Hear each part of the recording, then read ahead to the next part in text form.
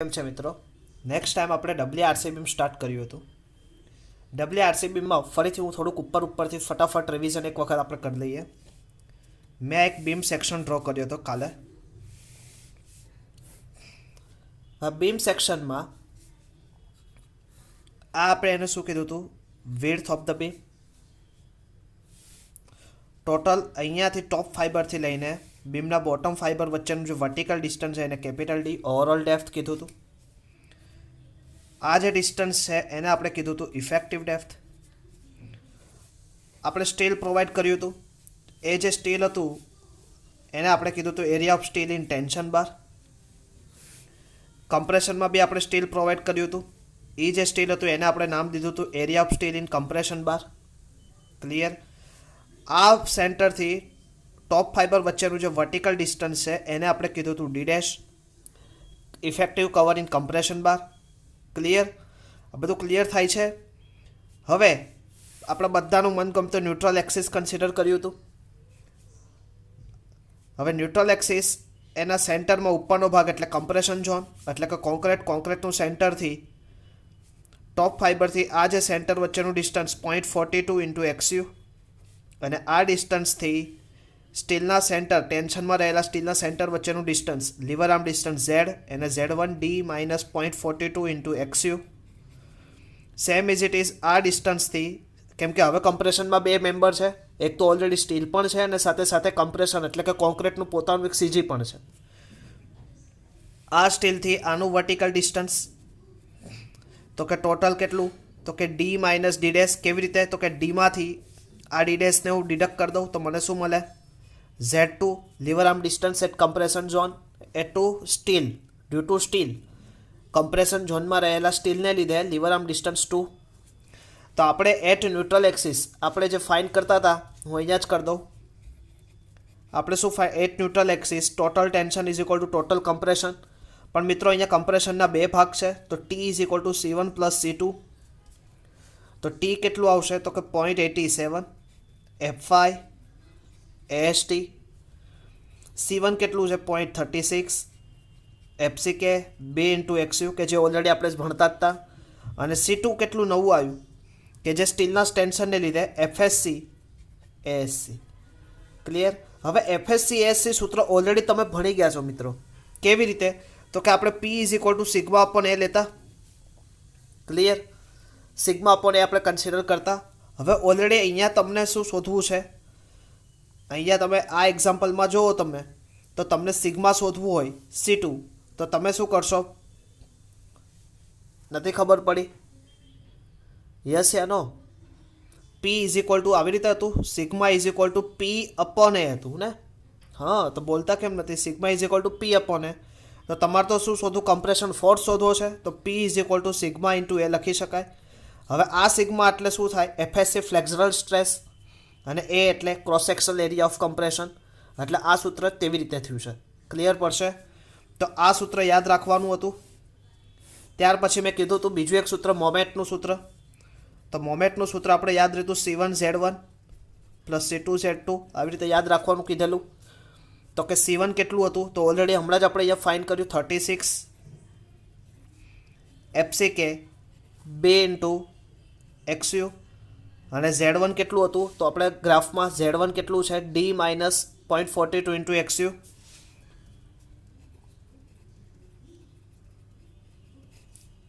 C2 કેટલું છે આપણી જોડે? C2 FSC ASC અને Z2 D minus D dash. યાદ રહેશે? તો આ ઇક્વેશન શું હતું મારું મોમેન્ટનું? તો આજે હવે આપણે એક એનાલિસિસ તો એક્ઝામ્પલ સોલ્વ કરીએ મિત્રો.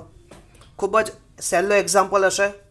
તો એનાલિસિસ તો એક્ઝામ્પલ સોલ્વ કરીએ પહેલાં એક વખત ખાસ મિત્રો આ બે સૂત્ર તમારા નોટબુક્સમાં લખી નાખો. મિત્રો હવે થોડુંક અહીંયા એક ક્વેશ્ચન હતો. મને કાલે એક જણાએ ક્વેશ્ચન પૂછ્યો હતો કે સર આ FSCની કિંમત કેવી રીતે લેવાની? તો આપણે સમજી લઈએ. FSCની કિંમત જો તમને FE250 આપેલું હોય તો FSCની કિંમત તમારે ડાયરેક્ટલી લઈ લેવાની. FSC બરાબર 0.87 F5, 0.87 F5. ક્લિયર? 0.87 F5 તમને ખબર છે શું છે? ટેન્શન એન્ફોર્સમેન્ટનો stress. FSC is equal to 0.87 F5 લઈ લેવાનું 250 હોય ત્યારે. પણ બાકીના 415 હોય અથવા તો 500 હોય તો એની માટે મિત્રો તમારે F5 ન્યૂટન પર mm સ્ક્વેર અને d ડેશ અપોન d કરવાનું. શું કરવાનું? d dash upon d. હવે d ડેશ અપોન d એટલે તમને બધાને ખબર છે, d ડેશ એટલે કમ્પ્રેશનનું કવર અને d એટલે ઇફેક્ટિવ ડેપ્થ. આ બંનેનું તમારે શું કરવાનું? રેશિયો નીકાળવાનો. હવે રેશિયો તમારો 0.05, 0.10, 0.15, 0.20 આ જુદા જુદા રેશિયો છે. એની માટેની કિંમત હું લખું 355, 424, 353. 0.1 હોય ત્યારે આ મોસ્ટ ટાઈમ પે આ ખાસ યાદ રાખજો. 353, 412, 342, 395, 329 અને 370. તો કે સર અમારે આ યાદ રાખવાનું? એક જરીક પણ નહીં. આ ઓલરેડી તમને આપેલું છે SP60 page number 13 table F. એમાં ઓલરેડી તમને આપેલું છે. આ ખાલી આપણી યાદગીરી માટે અત્યારે આપણે આ સમજવા માટે મેં આ દેખાડ્યું. ક્લિયર? તો ફરીથી એક વખત બે ઇક્વેશન લખતા રહો તમે. ઓકે મિત્રો, હવે આપણે એક એક્ઝામ્પલ લઈએ આજે એનાલિસિસનો. તો જે ડેટા લખું ખાસ સમજવાનો પ્રયત્ન કરીએ આપણે.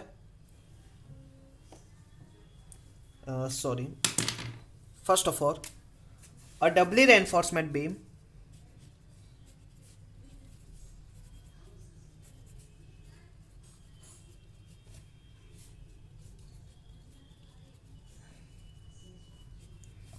reinforced beam 300 mm into 600 mm overall in reinforced with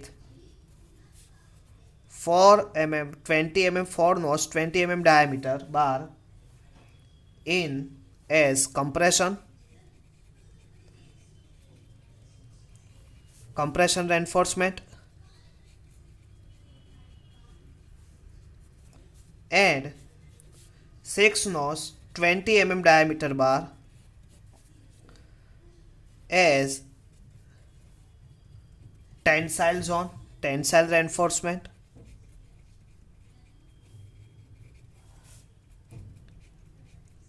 effective cover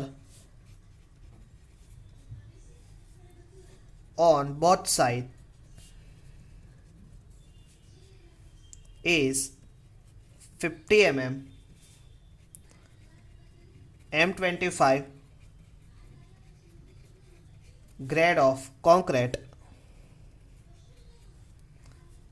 FE 415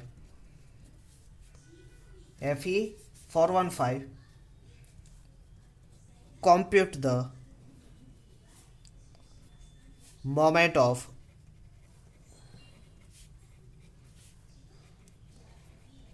resistance. શું ફાઇન્ડ કરવાનું છે? મોમેન્ટ ફાઇન્ડ કરવાની છે.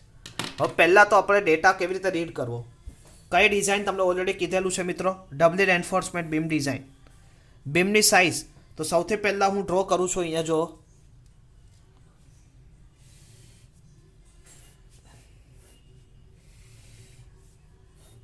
ઓકે, બી કેટલું આપેલું છે? 300 mm. હવે ડી અહીંયા જો શું કીધું છે? ઓવરઓલ કીધું છે, ઓવરઓલ ડેપ્થ. તો અહીંયાથી લઈને અહીંયા સુધી કેપિટલ ડી આવશે તમારું 600 mm. Reinforce with 4 noses compression, tension compression. કમ્પ્રેશનમાં કેટલા નોઝ છે? 1 2 3 4. તો કે અહીંયા લખો area of steel in compression 4 nos 20 mm diameter bar and ટેન્શનમાં કેટલા છે? 6 નોઝ 1 2 3 4 5 6. તો અહીંયા લખો AST 6 nos 20 mm diameter bar. Both side cover 50. તો અહીંયા મિત્રો તમારું ડીડેસ કેટલું થશે? 50 mm અને અહીંયાથી તમારું ડી, કેમ કે ઓલરેડી અહીંયા 50 તમારે ડિડક્ટ કરવાનું થશે. E is equal two cover, tension cover. તો તમારું કેટલું વધશે? 600માંથી 50 જશે તો 550 mm. આ ખબર પડી તમને? ખાસ આમે શું કર્યું ઓલરેડી સમજો. ડી ડેશ 50 mm છે અને ઇફેક્ટિવ બે સાઈડ ઇફેક્ટિવ કવર 50-50 છે. હવે ડી તમારે કયું લેવાનું? તો કે ડી તમારે નીચેનું આ જ કવર ખાલી બાદ કરવાનું. તો ટોટલ ડેપ્થમાંથી ટોટલ 600 હતી, એમાંથી 50 ડિડક્ટ થાય એટલે કેટલી 50 વધે. ઉપર નાનું નહીં કરવાનું. ઘણી વખત વિદ્યાર્થી મિત્રો અહીંયા ભૂલ કરીએ છીએ આપણે જીટીયુમાં. આને સાથે લઈને આને બી બાદ કરીને એટલે આપણે 500 લખીએ છીએ, પછી ખોટું છે. આપણે આને બાદ કરવાનું ને ત્યાં ડીડેશ તો સેમ ઇઝ ઇટ ઇઝ રહેવા જ દેવાનો છે. આપણે 550 કયું લેવાનું છે કે ટોપ ફાઈબરથી લઈને સ્ટીલના સેન્ટર સુધીનું. ક્લિયર? અને આ જે ડીડેશ છે એ ટોપ ફાઈબરથી લઈને કમ્પ્રેશન ઝોનના સ્ટીલના સેન્ટર વચ્ચેનું ડિસ્ટન્સ છે. ક્લિયર? એને અત્યારે આપણે ભેગું કરવાની કોઈ જ જરૂર નથી. યાદ રહેશે?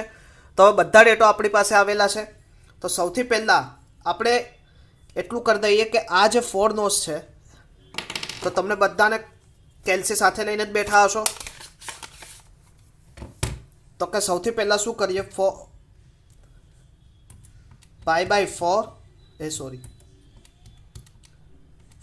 ઇન્ટુ 20 સ્ક્વેર ઇન્ટુ 4 તો કેટલો આવશે? 1256.63 mm સ્ક્વેર. અને 6 નોઝ કેટલા આવશે? તો આવી રીતે આપણે 6 નોઝનું કરીએ તો 5/4 ઇન્ટુ 20 સ્ક્વેર ઇન્ટુ 6 નોઝ તો કેટલા આવશે? 188.9 છે તો હું 85 કરી દઉં. 85 mm સ્ક્વેર. ક્લિયર? અહીંયા 1256 છે તો હું 1257 કરી શકું, કોઈ ટેન્શન નહીં. ક્લિયર? આવડશે? આ સ્ટેપ આવડ્યું, ખબર પડી? નેક્સ્ટ હવે તમારે શું ફાઇન કરવાનું છે? તો જે અનનોન ટર્મ છે બધા ફાઇન કરી દઈએ. તો બીજું તો આપણે શું ફાઇન કરવાનું હતું? FSC. હવે ગ્રેડ કયો કીધો? Fe415. FSC માટે તમારે સૌથી પહેલાં તો શું કરવું પડતું હતું? D dash upon D. તો ડી ડેશ કેટલા હતા તમારા? 50 અને ડી કેટલા છે? 550. તો આપણે કરીએ 50/550 તો કેટલા વધશે? 0.09 એટલે 0.1 કહી શકું હું. હવે 0.1 આપણે કહીએ તો હમણાં જ મેં આજે શીખવાડ્યું હતું કે 0.1 આવે 415 હોય તો તમારે કઈ કિંમત લેવાની? 353. એ તમારું શું આવે? ડાયરેક્ટલી FSC મળી જાય. યાદ રહેશે? F5ની કિંમત ડી ડેશ અપોન ડીની રેશિયો 0.1 આવ્યો. F5 કેટલું લેવાનું? તો તમારે 415. તો તમારો આન્સર કેટલો થશે? આ બંનેને મેચ કરો તો 353 આવશે. તો તમને FSC કેટલું આવશે? 353 ન્યૂટન પર mm સ્ક્વેર. ચલો, આ ટર્મ પણ મળી ગયું. હવે તમને ઇક્વેશનની વાત કરી હતી. Equation T is equal to C1 plus C2 0.87 F5 AST 0.36 FCK B into XU અને C2 કેટલું આવશે મિત્રો? C2 મને કહો. FSC ASC. સરસ. હવે આપણે શું શોધવું છે? XU. તો માટે હું XU ને કરતા બનાવી દઉં તો શું થશે? 87 F5 AST minus FSC ASC divided by 0.36 FCK into B. બધી કિંમત સ્ટેપ બાય સ્ટેપ અંદર પ્રોવાઈડ કરી દઉં. 87 F5 કેટલા છે? 415. AST મેં કેટલા શોધ્યા હમણાં જ? AST 1885. FSC કેટલા છે આપણી જોડે? FSC હમણાં જ શોધ્યા આપણે 353. ASC કેટલા છે? 1257. જો FSC 353 અને આ ASC કેટલું આવ્યું તમારું? 1257 divided by 36 FCK. Concrete grade કેટલો છે? તો ડેટામાં આપેલો છે. જો કોન્ક્રીટ ગ્રેડ 25 અને વિડ્થ કેટલી છે તમારી બીમની? વિડ્થ 300. ક્લિયર? તો હવે કેલ્સી કરતા આવડે આપણને? તો આપણે કરી લઈએ એક વખત કેલ્સી 0.87 ઇન્ટુ 415 ઇન્ટુ 1885 ડિડક્ટ કરવાનું, કાઉન્ટ્સ કરવાનો.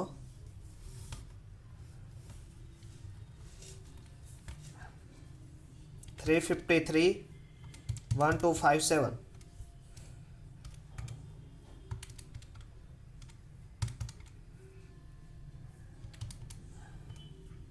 કેટલો આન્સર આવ્યો? 87.72. 87.725. ક્લિયર? હવે આપણે ઓલરેડી પેજ નંબર 70 ઉપરથી આપણે એક્સો મેક્સિમમ ફાઇન્ડ કરતા હતા, તે ફરીથી અહીંયા આપણે એક્સો મેક્સિમમ ફાઇન્ડ કરવાનું.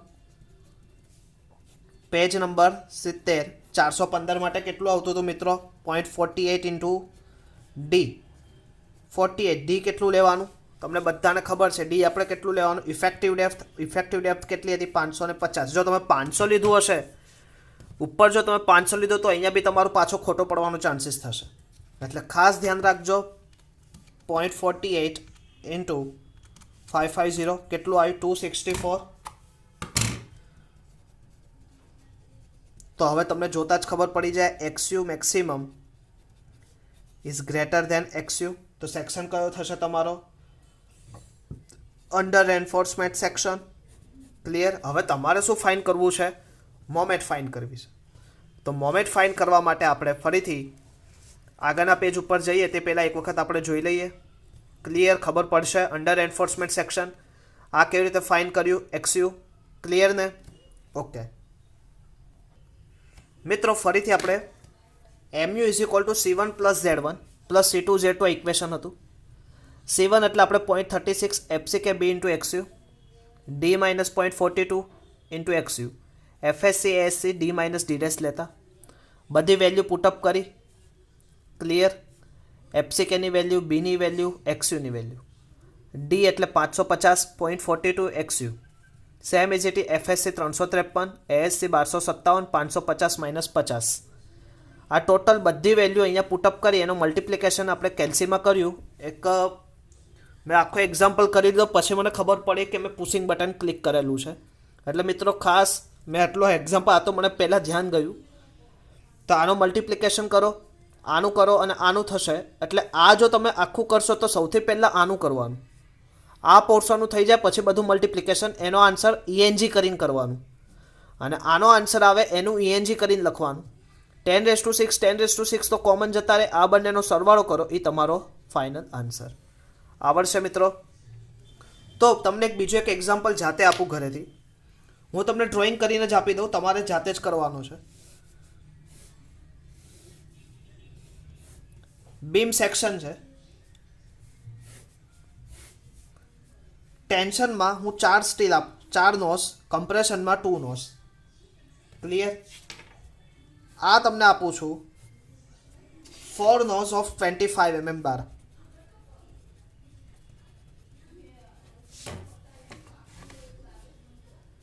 ક્લિયર? અને ઓલું આપણે ઉપરનું લઈએ 2 knows 60 mm diameter bar.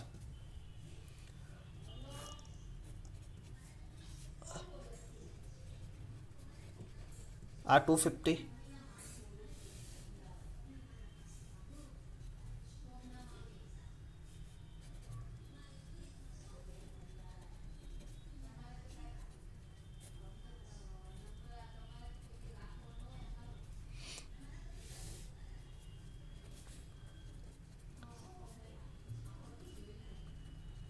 $550 mm. M20 grade of steel FE415. તમારે મોમેન્ટ ઓફ રેઝિસ્ટન્સ ફાઇન કરવાની છે. કરી દેશો મિત્રો ખાસ ને? તો આ તમારી ઉપર છોડું છું. તો નેક્સ્ટ લેક્ચરમાં આપણે ફરીથી મળશું. ત્યાં સુધી મિત્રો જય સ્વામિનારાયણ.